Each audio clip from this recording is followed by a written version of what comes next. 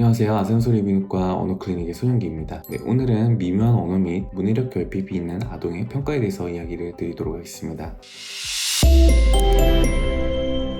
최근 언어에 있어 미묘한 이상소견이 보이는 아동들에 대한 평가 문의가 늘고 있는데요. 이러한 아동들 중 일부는 법적 문제나 보호 문제와 관련해 초기평가나 재평가를 받게 됩니다. 다른 경우에는 부모님들이 아이의 언어와 문해력에 뭔가 문제가 있다고 느껴서 평가를 요청하시기도 합니다. 그래서 오늘은 미묘하게 언어 및 문해 부족이 의심되는 경우에 표준화된 평가 방법 및 임상적인 평가 모두를 통해 이를 확인하는 방법에 대해 이야기 드리도록 하겠습니다. 대부분의 종합적인 표준화 평가는 의미, 구문, 형태, 의문에 중점을 두고 평가를 합니다. 이러한 영역들이 객관적으로 측정하기 쉽기 때문인데요. 하지만 이러한 공식적인 종합 언어 평가만으로는 미묘한 언어 장애를 가진 많은 학생들에게 충분하지 않을 수가 있습니다. 따라서 다음은 초등학생들의 미묘한 언어 및 문해력 어려움을 식별하기 위한 표준화된 측정 방법들에 대해서 이야기를 해보겠습니다. 첫 번째는 모호하고 비유적인 언어를 이해할 수 있는지입니다. 관용어나 모호한 표현 등인데, 첫 번째 테스트로 다중의미 테스트라는 걸 합니다. 이 테스트는 아이들이 단어나 문장에 여러 뜻을 가질 수 있다는 것을 얼마나 잘 이해하는지 보는 것입니다. 예를 들어서 배라는 단어가 과일일 수도 있고 타고 다니는 배일 수도 있다는 것을 이해하는지 확인하는 것입니다. 그 다음 비유적 언어 테스트입니다. 이 테스트는 아이들이 관용어 같은 비유적 표현을 얼마나 잘 이해하는지 보게 됩니다. 예를 들어 발이 넓다라는 말이 실제로 발이 크다는 말인지, 아니면 아는 사람이 많다는 뜻인지를 확인하는 것입니다. 위 검사들은 주의할 점이 있는데, 시행할 수 있는 연령이 있고, 그리고 아이들이 진짜로 이해한 건지 아니면 그냥 운이 좋아서 맞힌 건지를 구분하시는 게 중요합니다. 그리고 다음으로는 의미적 유연성 검사입니다. 단어의 동의어나 반의어, 다의어 등에 대해서 얼마나 이해하는지 보는 건데, 이 테스트는 언어와 관련된 추상적인 단어, 동사나 문장, 합성어, 질문 등을 정의하는 능력입니다. 언어에 대해 생각하고 말하고 조작하는 능력이기도 하고 학습의 필수적인 능력이기도 합니다.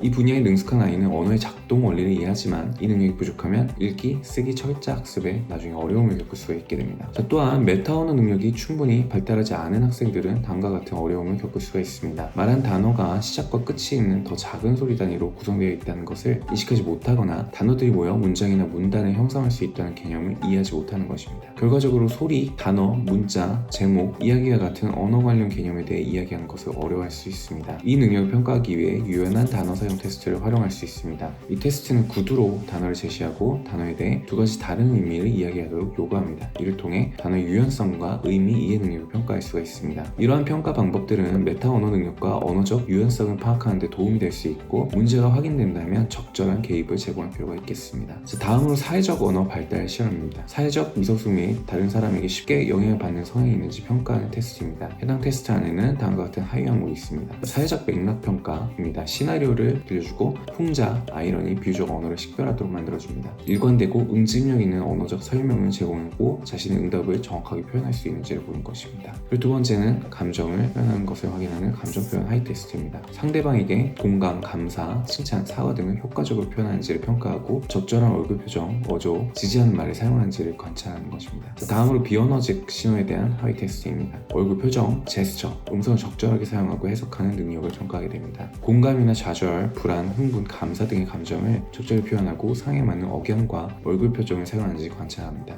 위와 같은 평가들을 통해 학생이 사회적 소통 능력을 종합적으로 파악할 수 있는지, 그리고 이를 통해서 언어적 어려움이 있다면 이를 지원해야 되는지를 평가하게 됩니다. 다음으로 단어 유창성 평가인데, 자동 명령 빠른 교대 자극 테스트입니다. 5에서 10분 정도 소요되는 검사로 읽는 유창성이 일관되게 유지되는지 예측을 하는 테스트입니다. 시간 제한이 있는 과제를 주고 이에 대해서 자동으로 명령할 수 있는지, 교대로 언어를 교체할 수 있는지를 평가하게 됩니다. 다음으로 낱말 읽기 평가입니다. 침묵 단어 읽기 유창성 테스트가 있는데 3분 동안 실시하게 되고, 인쇄된 단어를 정확하고 효율적으로 인식하는 능력을 평가합니다. 그리고 문맥적 독해 유창성 테스트가 있습니다. 마찬가지로 3분 정도 실시하는데, 위의 검사가 개별 단어에 대한 정확하고 효율적인 인식 능력을 측정한다면 이번에는 문맥적 독해 능력을 측정하게 됩니다. 단어 식별, 단어의 의미 이해, 단어 구성의 파악, 문장 구조의 이해, 전반적인 이해력 및 읽기 유창성을 확인합니다. 이런 테스트들은 미묘한 언어적 결함이 의심될 때 문해력을 다각도로 평가할 수 있게 해주는 테스트입니다. 특히 시간 제한이 있는 테스트들은 아동의 자동화된 읽기 능력을 효과적으로 측정할 수 있기 때문에 겉으로는 잘 드러나지 않는 문제점들을 발견하는 데 도움이 됩니다. 다음과 같은 테스트가 있습니다. 첫 번째로는 맞춤법 평가입니다. 언어 및 문해력을 위한 철자 평가 및 언어 및 문해력에 대한 실질평가 2라는 테스트를 사용할 수 있습니다. 표준화된 테스트만으로 한계가 있기 때문에 임상평가를 함께 하게 되는데 내러티브, 읽기 유창성과 이해력, 작문 등에 대해서 통합적인 평가를 하게 됩니다. 자, 그리고 독해 유창성과 이해력 평가입니다. 문장을 소리내어 읽게 하고 독해의 첫 1분을 측정하게 됩니다. 독해 능력이 좋지 않은 경우에는 실제 연령 이하의 단어들을 사용해서 맞춰하게 되는데 이를 통해 학생의 독해에 문제가 있는지 선별해낼 수 있습니다. 추가적으로 아이디어를 식별하고 구절을 요약하고 사실 및 추론 질문에 대해서 답하는 능력, 그리고 선택한 어휘 단어의 정의와 세부 정보 해석 등에 대해서도 평가합니다. 자, 결론적으로 다양한 평가 방법을 통해 미묘한 언어적 어려움을 가진 학생들의 능력을 더 정확하고 포괄적으로 평가할 수 있게 됩니다. 미묘한 언어 및 문해력 결핍을 가진 아이들은 부모님께서 아동들이 스스로 이러한 문제를 극복하기 힘들다는 것을 인식하는 것이 매우 중요합니다. 또한 언어치료사들이 이러한 학생들을 평가하고 개입이 반드시 필요하겠고요. 자, 평가 시에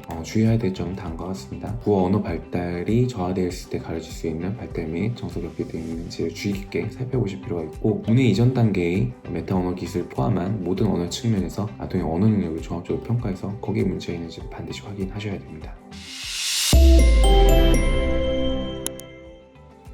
네, 오늘은 미묘하게 언어 문제가 있는지 의심이 되는 아동들에 대한 상세한 평가 방법에 대해서 이야기를 드렸습니다. 지금까지 경청해주셔서 감사합니다. 아산소리 이비인후과의 손영기였습니다.